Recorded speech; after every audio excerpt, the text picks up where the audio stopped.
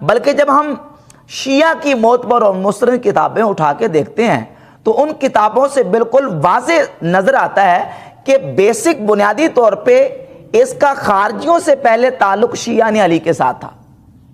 یہ شیعہ علی کہلواتا تھا۔ اور میں انشاءاللہ آپ کے سامنے حوالے پیش کرتا ہوں، ملا باقر مجلسی اہل تشیع کا بہت بڑا عالم ہے، ملا باقر مجلسی، اس کی کتاب ہے بہار الانوار، 110 جلدوں میں، مؤسسۃ العلمی بیروت لبنان سے شائع ہوئی، جس کی جلد نمبر 46 کے صفحہ نمبر 388 پہ، اور ایک نسخہ ہے جس کی جلد نمبر 46 صفحہ نمبر 260 پہ موجود ہے کہ سیدنا مولا علی مرزا شیر خدا کرم اللہ تعالی وجہ الکریم نے اپنے دور خلافت میں یمن کے حاکم حبیب بن منتجب کو کہا کہ تم یمن سے کچھ بندے میرے پاس بھیجو جو پڑھے لکھے ہوں، زیرک ہوں، عاقل ہوں اور پڑھے لکھے لوگ ہوں، ان کو میرے پاس بھیجو۔ تو حبیب بن منتجب نے 10 افراد مولا علی کرم اللہ تعالی وجہ الکریم کی بارگاہ میں بھیجے، جن 10 افراد میں سے ایک عبد الرحمن ابن ملجم تھا۔ وہ مولا علی رضی اللہ تعالیٰ عنہ کی بارگاہ میں جب آیا تو بہار الانوار میں موجود ہے، جلد 40 صفحہ نمبر 388 پہ، آ کے مولا علی کی بارگاہ میں ان کلمات کے ساتھ سلام عرض کیا: السلام علیک ایھا الامام العادل والبدر التمام واللیث الہمام والبطل الدرغام والفارس القمقام ومن فضل اللہ علی سائر الایام صلی اللہ علیک وعلی آلک الکرام، اشہد انک امیر المؤمنین صدقا وحقا وانک وصی رسول اللہ صلی اللہ علیہ وآلہ وسلم من بعدہ۔ ان کلمات کے ساتھ مولا علی مرزا شیر خدا کرم اللہ تعالی وجہ الکریم کی بارگاہ اقدس میں سلام کا نذرانہ عبد الرحمن ابن ملجم نے پیش کیا۔ اب مجھے بتائیں کہ یہ جو سلام پیش کر رہا ہے، یہ جو نظریہ ہے، یہ کن کا نظریہ ہے؟ وصی رسول اللہ من بعد رسول اللہ صلی اللہ علیہ وسلم، یہ کس کا نظریہ ہے؟ یہ اہل تشیع کا نظریہ ہے۔ تو اس انداز سے اس نے آ کے سلام پیش کیا مولا کائنات علی مرزا شیر خدا کرم اللہ تعالی وجہ الکریم کی بارگاہ اقدس میں۔ تو اب جب اس نے سلام پیش کیا، پھر آ کے اس نے مولا علی رضی اللہ تعالیٰ عنہ کے ہاتھ پر بیعت کی۔ سیدنا مولا علی رضی اللہ تعالیٰ عنہ کے ہاتھ پر آ کے اس نے جب بیعت کی تو اہل تشیع کی کتابوں میں یہ بات موجود ہے۔ یہ کتاب ہے الارشاد فی معرفت حجج اللہ علی العباد، شیخ مفید کی کتاب الارشاد کے صفحہ نمبر 19 پر شیخ مفید صاحب لکھتے ہیں کہ مولا علی کی بارگاہ میں جب ابن ملجم آیا تو آ کے اس نے بیعت کی، ایک دفعہ بیعت کی مولا علی رضی اللہ تعالیٰ عنہ کی بارگاہ میں جب بیعت کر کے واپس جانے لگا تو سیدنا مولا علی نے اس کو واپس بلایا، اور واپس بلا کے اس کو دوبارہ اس کی بیعت پکی کی اور اس کو تاکید کی کہ اللہ یقدر ولا ینقصا، کہ تم میرے ساتھ غداری نہیں کرو گے، میری بیعت نہیں توڑو گے۔ تو اس نے کہا میں ایسے ہی کروں گا۔ پھر دوبارہ بلایا، پھر اس کو تاکید کی، پھر سبارہ بلایا، پھر اس کو تاکید کی، اور جب بار بار اس کو تاکید کی ابن ملجم کو مولا علی رضی اللہ تعالیٰ عنہ سے بیعت لینے کے بعد، تو اس نے کہا یا امیر المومنین ما رأیتک فعلت ھذا بعہد غیری، میں دیکھتا ہوں کہ باقی لوگوں نے آپ کے ساتھ بیعت کی ہے، آپ نے ان کے ساتھ یہ معاملہ نہیں کیا کہ ان سے اتنا پکا وعدہ لیا ہو، سوائے میرے ساتھ یہ آپ نے معاملہ کیوں کیا؟ تو امیر المومنین مولا علی رضی اللہ تعالیٰ عنہ نے فرمایا ارید حباءہ و یرید قتلی ازیرک من خلیلک من مراد، یعنی میں تجھ سے غدر اور دھوکہ پاتا ہوں کہ تو میرے ساتھ غدر اور دھوکہ کرے گا۔ تو ابن ملجم نے جب مولا علی رضی اللہ تعالیٰ عنہ کے ساتھ بیعت کر لی تو آپ نے فرمایا یا ابن ملجم فواللہ ما ارى ان تفی بما قلت، کہ اے ابن ملجم میں دیکھتا ہوں کہ تو جو میرے ساتھ وعدہ کر کے اور میرے ساتھ جو بیعت کر کے جا رہا ہے، میں دیکھتا ہوں کہ تو اس بیعت کو پورا نہیں کرے گا اور میرے ساتھ غداری اور بے وفائی کرے گا۔ تو یہ الارشاد میں شیخ مفید نے بھی، اور یہ کتاب ابو الفرج علی بن حسین الاصفہانی المتوفیٰ 356 ہجری کی کتاب مقاتل الطالبین، مقاتل الطالبین کے صفحہ نمبر 20 پر اصفہانی نے لکھا ہے کہ جمع امیر المومنین علی الناس للبیعۃ، مولا علی رضی اللہ تعالیٰ عنہ نے لوگوں کو بیعت کے لیے جمع کیا، فجاء عبد الرحمن بن ملجم فردہ مرتین او ثلاثا ثم بایعہ، سیدنا مولا علی رضی اللہ تعالیٰ کی بارگاہ اقدس میں آیا تو آپ نے 2 یا 3 مرتبہ اس کو واپس لٹا دیا، بیعت نہیں کی۔ بعد میں سیدنا مولا علی رضی اللہ تعالیٰ عنہ نے اس کو اپنے ہاتھ پر بیعت کیا، اور یہ مولا علی رضی اللہ تعالیٰ عنہ کے بیعت یافتہ لوگوں میں سے تھا۔ پہلے آ کے سیدنا مولا علی کی کہ وصی رسول ہونے کی گواہیاں بھی دے رہا ہے، آپ کے ہاتھ پہ آ کے بیعت بھی کر رہا ہے۔ جب اس نے آپ کے ہاتھ پر بیعت کر لی تو اب کیا وہ بنا؟ وہ شیعان علی میں سے ہوگا، مولا علی رضی اللہ تعالیٰ عنہ کے شیعوں میں شمار ہوا۔ لیکن بعد میں چونکہ جب یہ نہروان کی جنگ واقع ہوئی تو اس جنگ کے دوران اس نے اپنا عقیدہ جو بدل لیا، اور جو پہلے محبت کا دعوے دار تھا بعد میں سیدنا مولا علی مرتضی شیر خدا کرم اللہ تعالیٰ وجہ الکریم کا مخالف بن کے خارجی بن گیا اور خارجی فرقے کے ساتھ متعلق ہو گیا۔ امام ابن حجر عسقلانی رحمۃ اللہ علیہ نے اپنی کتاب لسان المیزان جلد نمبر 3 صفحہ نمبر 440 پہ انہوں نے اپنی کتاب میں عبد الرحمن ابن ملجم کے حوالے سے لکھا کہ هو الذی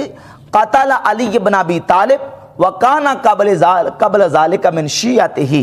کہ یہ عبد الرحمن ابن ملجم وہ شخص ہے جس نے مولا علی رضی اللہ تعالیٰ عنہ کو قتل کیا، وکانا قبل ذالک من شیعتہ، یہ اس سے پہلے یعنی مولا علی کو قتل کرنے سے پہلے اور خوارج کے ساتھ تعلق رکھنے سے پہلے مولا علی رضی اللہ تعالیٰ عنہ کے شیعوں میں سے تھا، شیعان علی میں سے تھا۔ تو اب ان لوگوں کا نظریہ اور ان لوگوں کا دعویٰ بالکل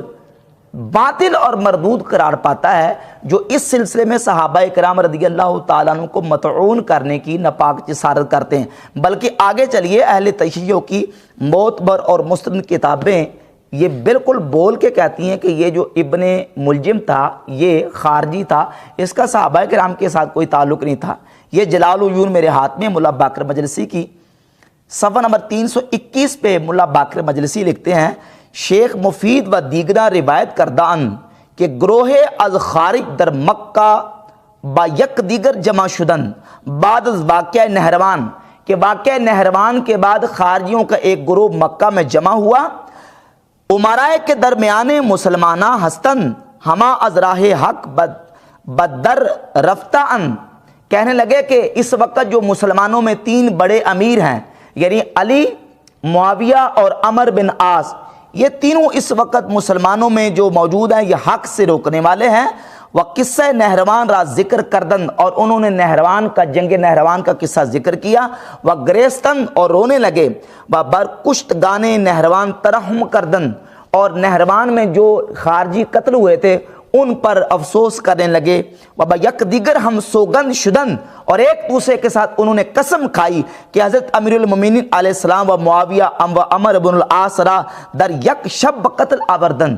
کہنے لگے کہ علی بن ابی طالب کو اور معاویہ کو اور عمر بن عاص کو تینوں کو ایک رات میں قتل کریں گے۔ اور پھر یہ پورا منصوبہ بنایا، اور اس منصوبے میں عبد الرحمن ابن ملجم بھی تھا،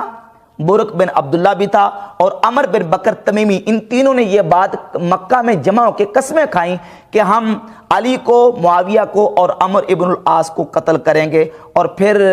ابن ملجم نے قسم کھا کے کہا کہ میں اس بات کی ذمہ داری اور گارنٹی دیتا ہوں کہ میں علی کو قتل کروں گا۔ برق بن عبداللہ نے کہا کہ میں معاویہ کو قتل کروں گا، اور عمر بن بکر التمیمی نے کہا کہ میں عمر ابن العاص کو جا کے قتل کروں گا۔ ان تینوں نے قسمیں کھائی۔ ملا باقر مجلسی نے یہ بات لکھی ہے کہ یہ گروہ خوارج میں سے تھا۔ یہ منتل اعمال ہے شیخ عباس قمی کی، اس کی جلد نمبر 1 ہے، جلد 1 کے صفحہ نمبر 237 پر شیخ عباس قمی لکھتے ہیں کہ اما کیفیت مقتل حضرت چنانکہ جماعت از بزرگان نقل کردہ ان چنی اس کے گروہ از خارج کے از آن جملہ عبد الرحمن ابن ملجم بود بعد از واقعہ نہروان در مکہ جمع شدت۔ یہی بات جو ملا باقر مجلسی نے لکھی ہے وہی شیخ عباس قمی نے لکھی ہے کہ واقعہ نہروان کے بعد خارجیوں کا ایک گروہ مکہ میں جمع ہوا، اور انہوں نے وہاں بیٹھ کے پلان اور منصوبہ بنایا کہ ہم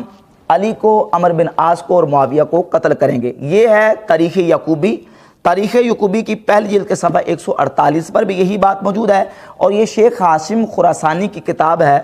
منتخب التواریخ، اس کے صفحہ نمبر 116 پہ ہاشم خراسانی صاحب لکھتے ہیں کہ بدا کے حاصل آنچے معتمدین از مورخین نوشتہ ان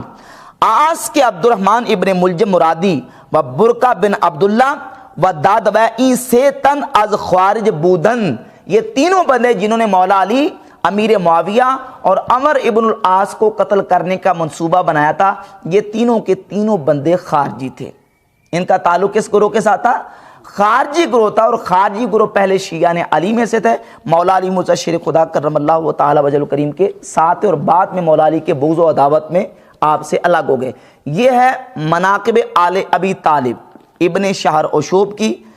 ابن شہر اشوب صاحب اپنی کتاب مناقب آل ابی طالب کے صفحہ نمبر 853 پہ لکھتے ہیں انہو اجتمع نفر من الخوارج بمکہ تھا، وہ بھی لکھتے ہیں کہ خارجیوں کا ایک گروہ مکہ میں جمع ہوا، اور پھر وہ ساری ڈیٹیل پوری، یعنی آپ اہل تشیع کی معتبر کتابیں، مستند کتابیں اٹھا کے دیکھ لیں، میں نے کسی شیعہ مورخ کو یہ نہیں دیکھا کہ اس نے یہ لکھا ہو کہ مولا علی رضی اللہ تعالیٰ عنہ کو قتل کرنے والا جو خارجی تھا اس کا تعلق کسی صحابی کے ساتھ تھا، نعوذ باللہ، یا کسی صحابی کی یہ کاروائی تھی، بالکل ہرگز کسی نے یہ بات نہیں لکھی۔ سنی شیعہ دونوں مورخین اس بات پر متفق ہیں کہ عبد الرحمن ابن ملجم کا تعلق گروہ خوارج کے ساتھ تھا، اور یہ خارجی تھا، اور پھر مولا علی رضی اللہ تعالیٰ عنہ کا جو یہ بیعت یافتہ بھی تھا، اور پھر مولا علی رضی اللہ تعالی عنہ نے جو عبد الرحمن ابن ملجم کے ساتھ گفتگو کی ہے دربت کے بعد، وہ شیخ عباس قمی نے اپنی کتاب منتہی الاعمال کی پہلی جلد کے صفحہ نمبر 245 پہ واضح طور پر لکھی، مولا علی رضی اللہ تعالیٰ عنہ جب آپ کو ضربت لگی سر پہ تو عبد الرحمن ابن ملجم کو آپ کی بارگاہ میں لایا گیا، مولا علی نے اس کی طرف دیکھا نہیں ہے، دیکھے بغیر بڑی کمزور سی آواز میں آپ نے فرمایا یبن ملجم امر بزرگ ابردی و مرتکب کار عظیم گشتی، کہ اے ابن ملجم تو نے بہت بڑا کام کیا ہے اور تو نے بہت بڑے جرم کا ارتکاب کیا ہے، آیا من از بہتر تو بد امامی بودم کہ مرا چنی جزا دادی، آپ نے فرمایا کہ تو نے میرے ساتھ میری نیکیوں کا یہ صلہ دیا ہے کہ تو نے مجھے میرے سر پر ضربت لگائی، آیا من تورا مورد رحمت خود قرار نہ دادم، کیا میں نے تیرے ساتھ شفقتیں اور مہربانیاں نہیں کی، وَأَز دیگراں بر نہ گزیدم، اور دوسرے لوگوں پر کیا میں نے تجھے ترجیح دے کر اپنی بارگاہ کا مقرب نہیں کیا، آیا باتو احسان نہ کردم، کیا میں نے تیرے اوپر اتنے احسان نہیں کیے، وَعَطَاہائے تورا افزو نہ کردم، اور اپنی عطائیں اور ہدیے اور اپنی عنایات تیرے اوپر اتنی کثرت کے ساتھ نہیں کی،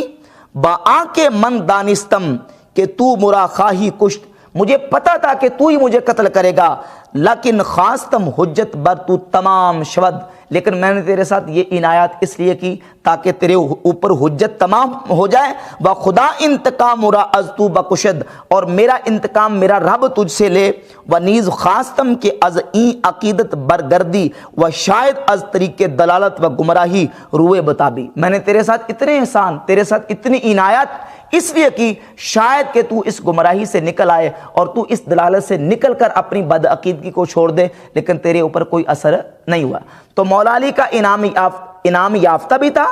بیعت یافتہ بھی تھا، اور مولا علی کو وصی رسول بھی ماننے والا تھا، پہلے شیعہ نے علی میں سے تھا، بعد میں خارجی ہو کے وہ نہروان کی جنگ کے بعد اپنے نہروانی جو مقتول تھے ان کا غم اور افسوس کرتے ہوئے مولا علی رضی اللہ تعالیٰ عنہ سے ان کے قتل کا بدلہ لینے کے لیے اس نے یہ سارا ناپاک جو جسارت کی ہے